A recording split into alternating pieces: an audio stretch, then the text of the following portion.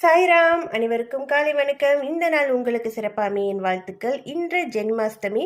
கிருஷ்ணருடைய அருள் பரிபூர்ணமா நமக்கு கிடைக்க பாபாவும் துணையாக இருப்பார். சரி, வாங்க கேள்வி பதில் புத்தகத்துல பாபா இன்னைக்கு நமக்கு என்ன பதில் சொல்றாருன்னு பார்க்கலாம்.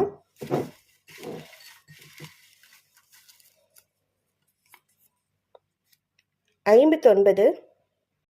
பாபாவின் பதில்: 3 வருடமாக முடங்கி கிடந்த வேலை முடிவடையும். ஒரு அற்புத நிகழ்வுக்கு பிறகு புதிய தொழில் தொடங்குவீர்கள்.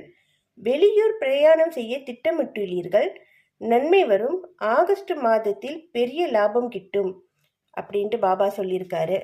இந்த மாதம் தான் ஆகஸ்ட். இந்த மாதத்தில் லாபம் கிட்டும்னு சொல்லியிருக்காரு. வெளியூர் போக பயண திட்டம் போட்டிருப்பீங்கன்னு சொல்லியிருக்காரு. எல்லாமே நல்லதாகவே நடக்கும்.